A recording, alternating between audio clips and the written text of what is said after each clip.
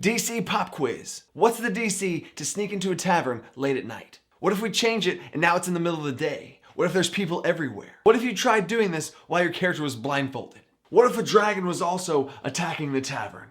Time out. We're gonna clear all this up with a DC breakdown coming up.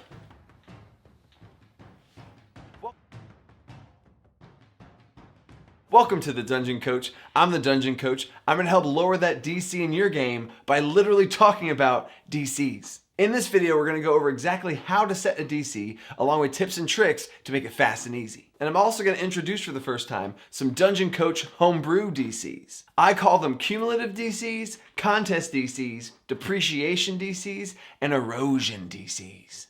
And stick around to the end of the video where I go over my own personal style of how the Dungeon Coach sets DCs. So many DC jokes here. But first, things have been going absolutely great on this channel, and we've came a long way in just 6 months. I could not have increased the quality of these videos or made as many of them if it wasn't for my supporters over on Patreon. So what better way to give back than to give you guys a special offer that goes all the way to the end of the month. I also just updated all my reward tiers to give you guys a ton more bonus perks. Any new or current patrons will receive bonus rewards from the tiers above theirs. This goes from a custom digital resource of mine to an exclusive group Zoom call where we can all hang out. I have a bunch of Patreon goals to unlock that end with me DMing for you guys. And if all the stuff I make here on this channel is worth at least $1 a month to you, then I really do appreciate the support. I made a short video explaining it all, and the link to that, along with my Patreon, will be down in the description. Now it's time for the DC to talk about those DCs. This video is part of a larger Dungeon Master series that I'm working on with beginner, intermediate, and advanced tips. I already have a super efficient 2-part beginner Dungeon Master's guide linked right here, but now let's get a little more specific. So a DC stands for a difficulty class and is one of the most frequent things you'll be doing as a DM. You'll need to come up with these things both beforehand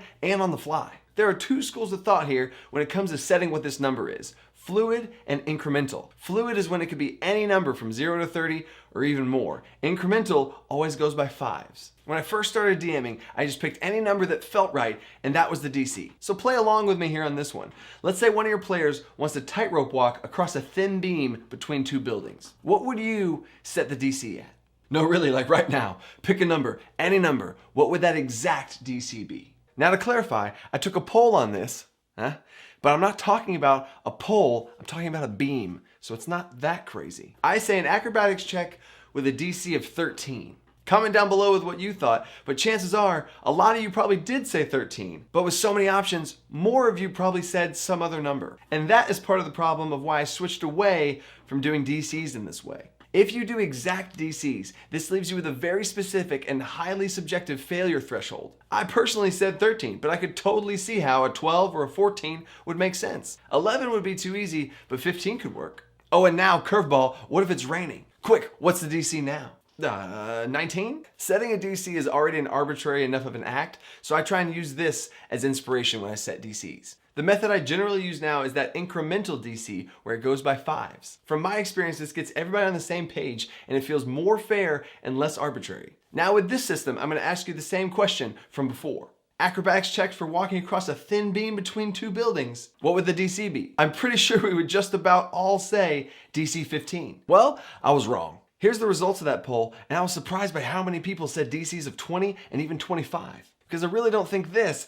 is all that crazy. There's no other time constraints or other variables involved, and it's something I feel like I might have a shot at doing. DC 10? No way. Have you tried walking across the balance beam while it's on the ground? DC 20? Whoa now, it's not that hard. But now that we're talking about DC 20s, what about the scenario when it's raining? Now the DC could be 20. What if you're being chased by people and you actually have to run across it? Now the DC could be 25. I totally agree with what Peter said. If you come out the gate too hot and say that something like this is a DC 20 or 25, you don't leave any room for those other variables. But after seeing all the results from this post, I'm really glad I'm making this video to be able to talk about stuff like this. So make sure to subscribe and turn on that notification bell so we can talk about all this. Also, Rules As Written has a chart right here that goes by 5s, and here's my thought on each of these DCs. A DC of 5 is something I can say I probably have never used. If the DC is 5, then why am I asking for that roll? It should just happen. Now a DC of 10 is definitely a thing, and there's just something about that double-digit number that means more. But I don't think of this as easy though. If you have +0 to your roll, that's a 55% success rate. Someone with a +6 in that category would have an easy time with an 85% success rate. So when I think of DCs, I think of it from a more neutral perspective, and here's my chart. I basically just crank it up one notch and add in an extremely hard. I just realized that the DC just raised the DC, literally, instead of lowering it. Lower that DC in your game. Lower that DC. Dang. Setting a DC of 25 and calling it very hard doesn't make sense to me. Because again, from that neutral perspective, even if you had a +4 in that category, it would be impossible for you to hit that DC 25. So very hard doesn't convey that same magnitude. And again, this is just my own mindset of what makes sense for me, because you're having to make these numbers up quickly on the fly.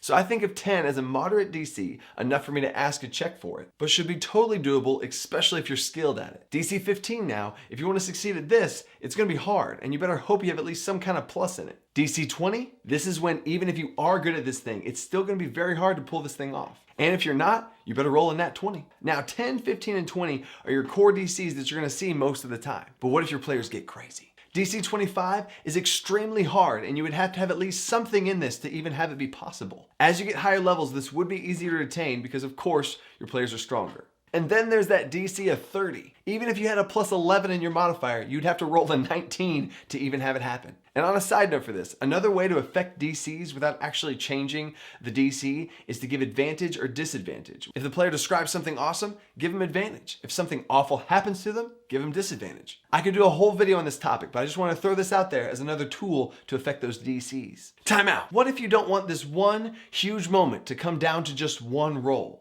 Well, that's where skill challenges come in. These give multiple rolls to those high stakes scenarios. You have to accumulate multiple successes before 3 failures as a group. I've done multiple videos on this, linked right here, but that's just one more thing you can employ if you want to make this one situation much bigger. Now, one thing I want to separate here are combat DCs, for lack of a better word. I'm talking about setting that number for a monster's armor class, a saving throw from a spell or a trap, or setting the DC of an entire skill challenge. Those numbers should not be random or go by 5s, and there's a lot of math involved, so let me know if you want to see a video on that. And you can't forget about contested rolls, where there's not as much a DC as there is a contest between 2 creatures, and the highest roll wins. But we're going to build on that mechanic in a second. Now I have some interesting DCs for y'all that I've homebrewed myself and I've never seen anybody do before. You can use these in a wide variety of situations. I'm going to explain how they work and give you an example. So here we go. First one is a cumulative or a group DC. These are DCs that multiple party members can contribute their rolls towards and add them together. Normally, if somebody wants to help their ally, it would grant them advantage. Or if you use my homebrew rule, link right here, it would grant them 1d10 added to their roll. But I've used this cumulative DC in the same situation for a great effect. What if your players wanted to accomplish something that would be impossible to do alone? They'd have to come together as a group, and this system really reflects that. For example, let's say there's a huge boulder for a low-level group and all 3 players want to try and help move it in some way. Let's go easy on them and set the DC at 30. Wait a second, DC, you just said a DC of 30 would be nearly impossible. No, Jimmy, it's okay.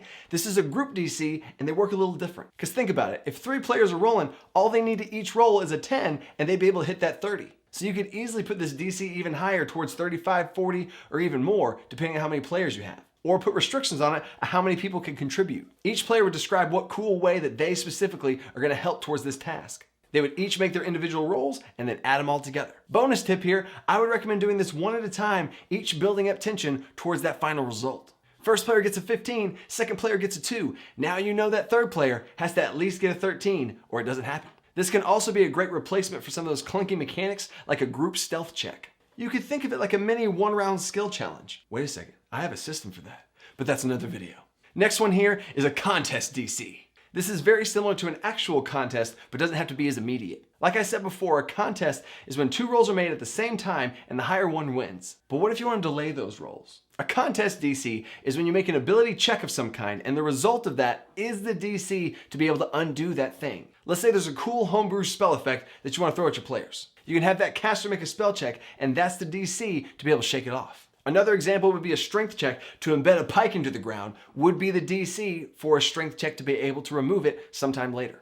Or the DC to find something would be the same DC as the investigation or stealth check made to hide it. Time out. I love these gray area skill checks. What would you make your players roll to hide an object? Not yourself, but an object. Stealth because it involves sneakiness? I could also see sleight of hand being used there, but I could totally see people using those same investigation abilities to be able to turn it around and hide something. I would personally base it on whatever that character was the best at, and I'd let them use their strongest ability, assuming they gave me a creative description. Anyway, back to DCs. Third one here is a depreciating DC. These are simple. The DC is set at a certain number, and once that number's hit, the DC lowers a little bit for any follow-up attempts. Getting through a dense forest of some nasty and tangled brambles could be a DC of 20, but once one person hacks their way through, now the DC is 15. This is for situations where things should get much easier as more people accomplish it. The final one here is Erosion DC. This is my favorite one, and I've never seen anything like this. It's best to give you an example of what situation caused me to create this. In the final battle of the 3-year-long campaign, the First Sons came face to face with the Lich Oberon. In the center of this Lich's lair was a dome of chronomancy magic, freezing time itself in place. Inside it was Oberon's daughter, throat freshly slit, time frozen at the moment she died. Oberon was strong enough to stop time the moment it happened, way back then. He'd been trying to find a way to reverse it and had gone mad in the process. Enter Twitch, the level 20 chronomancy wizard. It was his plan to reverse this pocket of time and save this Lich's daughter. I needed an epic system for this. Now the story is set, but we need a mechanic to get across this feeling. I wanted to create a DC that feels like you have to wear this thing down to be able to overcome it. So to be able to get through this magic and actually start to reverse the time, he needed to make a spell check with a DC of 30. Quite a large feat to accomplish. But like I said earlier, I didn't want this all to come down to one roll. And a skill challenge wasn't appropriate here because this was just for one player. I wanted this to feel like a battle within the battle. A chronomancy wizard reversing time itself in a campaign-ending battle against the Lich. So here's how this Erosion DC works. The DC was set at 30, but once you hit it, it was not over. In order to succeed, you need to reduce that number all the way down to 0. You make your ability check, and once you beat it, however much you beat it by is subtracted from that DC. So for the first round here, let's say Twitch gets a 32 on that spell check, meaning he beat the Erosion DC of 30 by 2 points. You now subtract that number from the DC, bringing it down to 28. See where this is going? I described the daughter starting to slowly rewind, and now the next round comes. With the DC at 28, he goes for it. Let's say he rolls a 32 again. Well, now the difference between his roll and the DC is 4. So the DC of 28 minus 4 is now at 24. This is why I call it an Erosion DC, because you gotta wear this thing down. I continue to describe that time is now reversing and the light comes back to her eyes. But he's not done yet, so let's finish it off with his next roll being a 34, and he beats this DC by 10. This would bring that DC down to 14 now, and this would continue until he gets it down to 0. This was an epic battle within a battle that the player had to use some creative methods to break this thing down and save this daughter. All of this was happening while fighting the Lich himself, and a Draco-Lich, and clones of themselves, and time wraiths, and skeletons. How'd they live?